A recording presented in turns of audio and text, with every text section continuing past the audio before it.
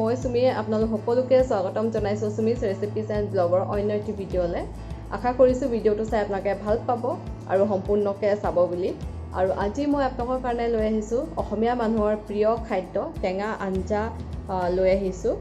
মাছ আৰু টেঙা মৰা পাত দি পেলাই এখন টেঙা আঞ্জা বনাইছো এয়া আমাৰ অসমীয়া মানুহৰ থলুৱা খাদ্য আৰু খুবেই প্ৰিয় খাদ্য হয় টেঙা আঞ্জা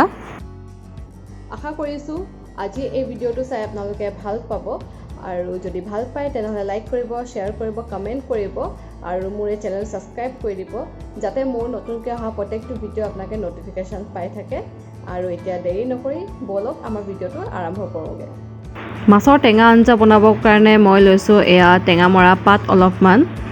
প্ৰথমতে মই এই গোটেই সামগ্ৰীখিনি দেখুৱাই লওঁ আপোনালোকক মই লৈছো এয়া মাছ 4টা লৈছো আৰু এফনে বইল আলু এটা জলকীয়া 3টা লৈছো জলকীয়া নিজৰ মতে দিব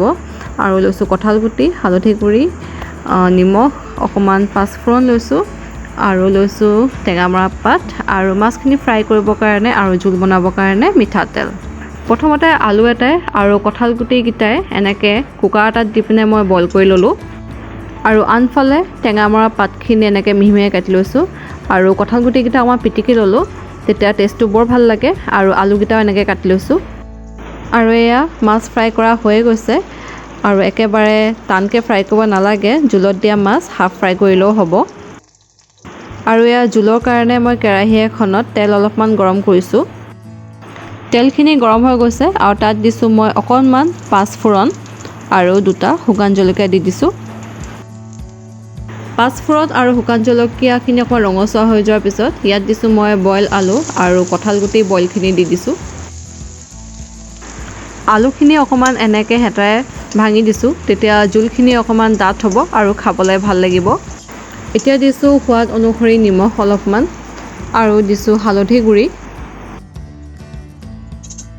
আৰু এই গুটেখিনি এতিয়া অলপমান মই ভাজি লৈছো আৰু ভাজি লোৱাৰ পিছত এতিয়া দিম মই কাটি থোৱা টেঙা মৰা পাতখিনি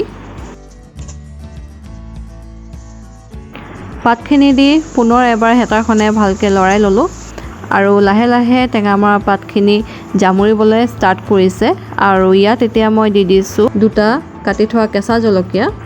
আৰু এই গুটেখিনি এতিয়া ভজা হৈ গৈছে আৰু ইয়াত মই এতিয়া দিম জুলৰ জোখৰ মতে পানী আপোনালোকে যিমান জুল খায় সিমান পানী দিলে হ'ব এটা জোখমতে পানীখিনি দিব লাগে যাতে জুলখিনি বৰ এটা ডাঠো নহয় আৰু বৰ এটা পাতলো নহয় পানীখিনি দিয়াৰ পিছত কঁঠাল গুটিখিনি আৰু আলুখিনি আৰু অলপমান মই এনেকে ভাঙি পিনে পিটিকা কৰি দিছো যাতে জুলখিনি ডাঠ হৈ যাওক লাহে লাহে জুলখিনিও উতলা ষ্টাৰ্ট কৰিছে আৰু জুলখিনি অকমান যেতিয়া উতলা হৈ যাব তাত মই দি দিম মাছখিনি এতিয়া জুলখিনি মাছ দিব পৰা হৈ গ'ল আৰু এয়া মই মাছ 3টা দিছো আমাৰ মানুহ কম কাৰণে মই 3টা মাছে দিছো আৰু এনেকুৱা মাছ যে দিব লাগে কথা নাই মই এয়া ভাঙন মাছ লৈছো আপোনালোকে যিকোনো মাছৰ লগতে এয়া বনাই খাব পাৰে আৰু লাহে লাহে আমাৰ মাছৰ জুল ৰেডি হৈছেগে এনেকে কঁঠাল গুটি দিয়া মাছৰ টেঙা জোল সঁচাকে বিৰাট ধুনীয়া হয় খাবলৈ যদি আপোনালোকে কোনোবাই খাইছে তেনেহলে গম পাব আৰু যদি খোৱা নাই তেনেহলে আপোনালোকে এবাৰ হলেও এনেকে বনাই খাই চাব এয়া মোৰ মাছৰ জোল বনোৱা হৈ গৈছে আৰু মই এনেকে সাৰ্ভ কৰি আনিলো আশা কৰিছো যে ভিডিঅ'টো আপোনালোকে চাই চাকে ভাল পালে টেঙা মৰা মাছৰ আঞ্জা সঁচাকে বিৰাট টেষ্টি হয় খাবলৈ এবাৰ হলেও আপোনালোকে ট্ৰাই কৰি চাব আৰু যদি আজি ভিডিঅ'টো চাই ভাল পালে তেনেহলে লাইক কৰিব শেয়াৰ কৰিব চেনেলটো সাবস্ক্ৰাইব কৰি দিব যাতে মোৰ নতুনকৈ অহা প্ৰত্যেকটো ভিডিঅ' আপোনালোকে নটিফিকেশন পাই থাকে